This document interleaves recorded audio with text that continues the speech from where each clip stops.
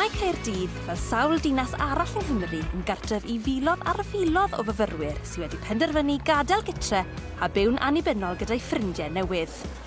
Ac mae'n siŵr fod ganddi nhw I gyd yr un ben tost. Beth I wneud I frecwast, beth I paratoi I ginno a beth I gwcan I swper. Ond mae yna un fyfyrwraig sy'n astudio yma yn y brifddinas wedi dod o hyd I syniad bydd yn ateb I problemau nhw I gyd.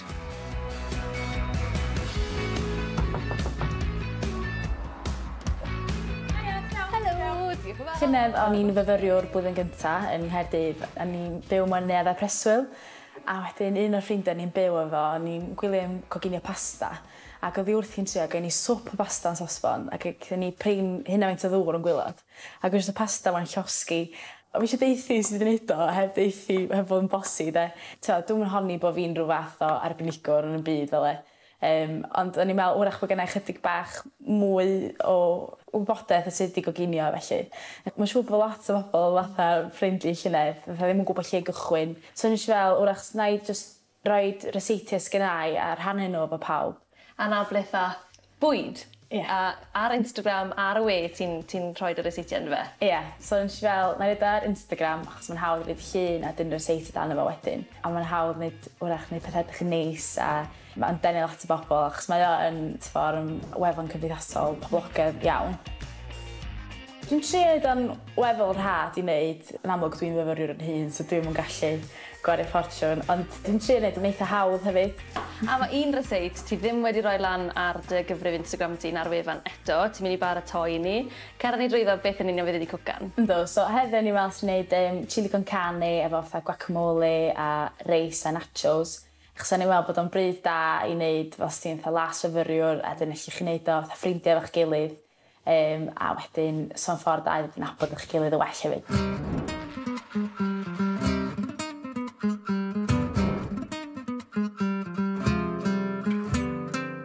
Mae'r reseit gen I ni heddiw yn berffaith I tua 4 I 5 o bobl. Mae eisiau rhoi y gwres a'r dymheredd canolig I eithaf uchel cyn ychwanegu olew fewn i'r sosbon. Wedyn, mae eisiau torri nionyn.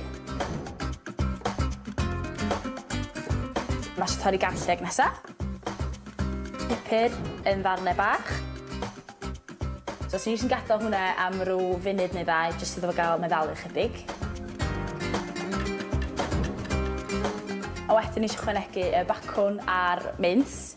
Mae eisiau gadael hwnna am tua 6 munud wrach, jyst tan mae'r cig di brownio I gyd.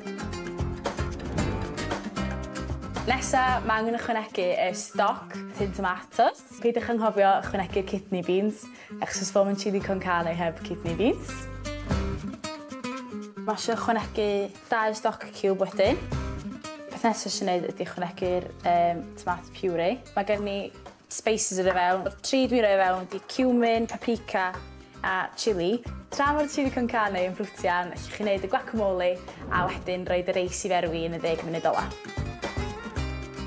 So I ddechrau, mae eisiau just torri'r avocado yn ei hanner. Defnyddio llwy wedyn I gael gwared o'r tu fewn. Mae eisiau torri'r tomato wedyn, nes I fod o'n yn fan iawn, fatha pulp. Mae eisiau ychwanegu'r tomato at yr avocado, a wedyn rhoi sydd leim yna fewn yn y guacamole. A wedyn, dyna chi, mae'r guacamole yn barod I fynd. Wel, Cadi, tra bod ti wedi bod yn brysur yn y gegin, fi wedi trial gosod y ford yn y ffordd fydde ti'n neud ar gyfer llun I Instagram, achos mae'r ffordd mae'n cael ei osod yn bwysig, ynddo fe?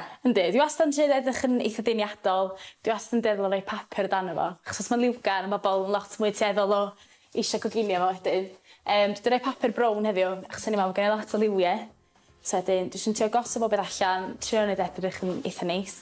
A wedyn barod dyn ni llun, di? Wel, mae fe'n edrych yn hyfryd. Tra bod ti'n tynnu'r llun na, please, testio peth achos mae fe'n gwynto yn anhygoel. Ie, ie. Okay.